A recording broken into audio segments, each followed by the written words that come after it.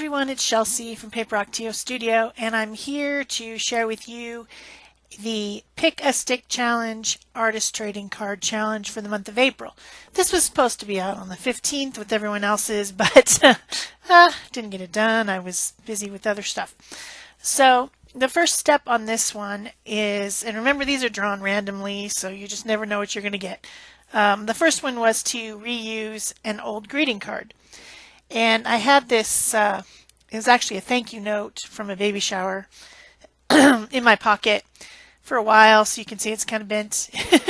I got it at a soccer game from the people, and then I had it in my pocket. Anyway, I really loved the shimmery paper, the shimmery silver paper that it is made out of. A lighter weight, well, there's a cardstock kind of weight on the inside, and then the envelope has got the same interesting shimmery stuff on it. So I decided to use that. I cut a piece of the card on the back to fit into an artist trading card, which I have it there. It's cut out of 140-pound watercolor paper.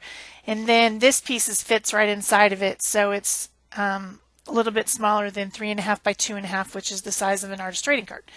And then I took a piece of the envelope and I tore it to use as a mask to make some clouds in my background. And I did get out my gel plate to use as a ink pad. It works really great if you're using acrylic paint to do stamping and things, to use a small gel plate as an ink pad, basically.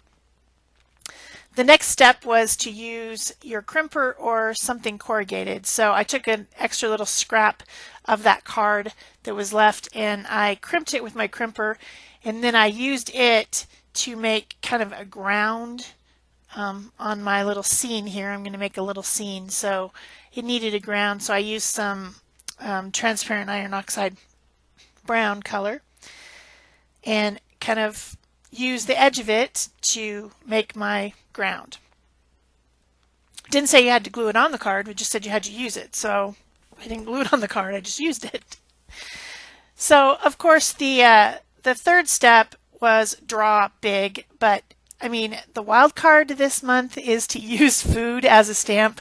Did you really think I was going to not do that? I mean, really, did you think I was going to not do that? Of course I'm going to do that. So I decided not to use draw big, and I decided instead to use the food as a stamp.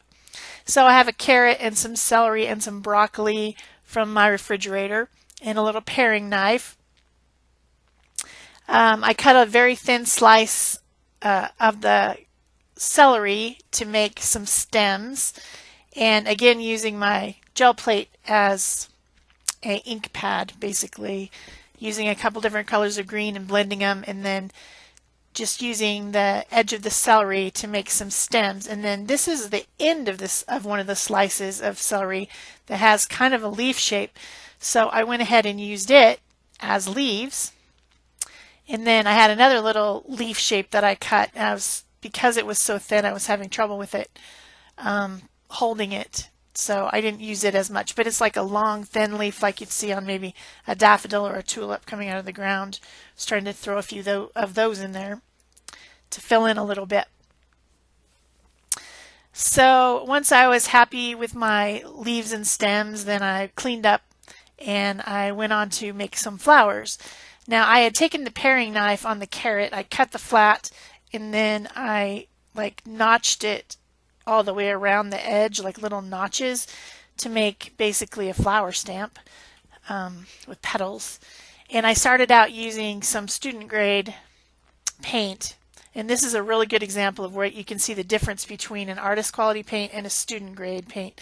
I stamped those in orange, and then they were so transparent and see-through because there's not as much pigment in that paint that I went ahead and re-stamped them with the Deco Art Media fluid acrylic, which has a lot more pigment, and you can see how much brighter they are.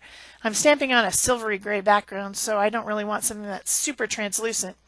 Of course, yellow, which I stamped some more of the flowers in, is pretty much always translucent, so maybe it wasn't the best choice, but I fixed that later. I just got out some white and went over it. But before I did that, I made some kind of like puffball flowers with this broccoli. I took a little bit of the broccoli and just cut kind of the end of it off at the top just to make it kind of more flat.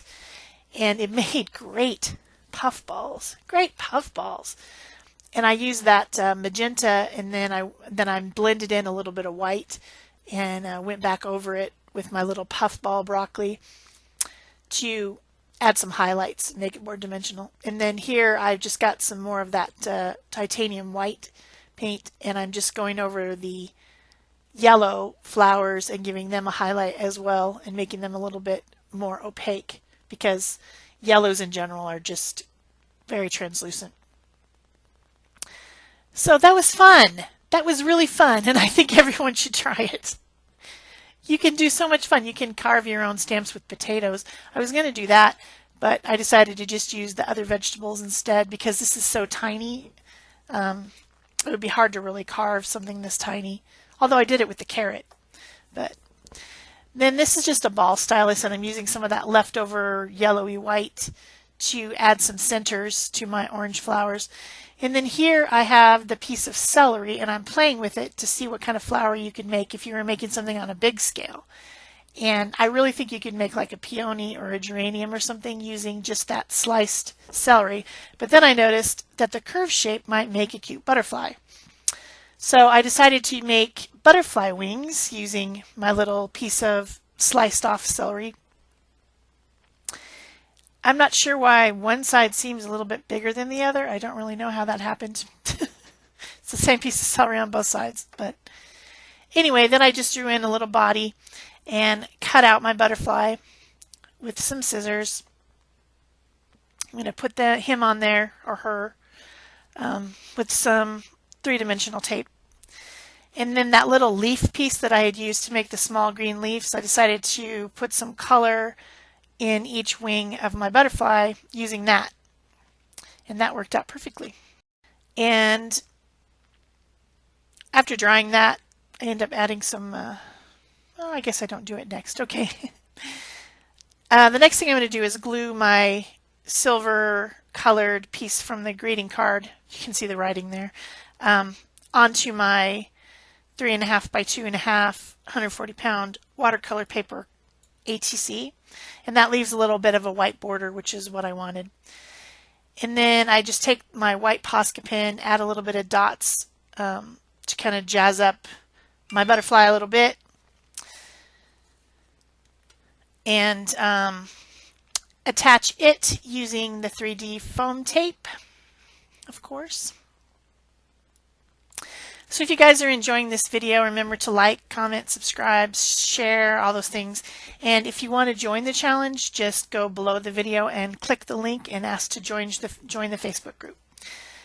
So I added a little sticker from a Tim Holtz chat stickers on the bottom, and I'm done with my ATC. That's it for me. Thanks. Bye-bye.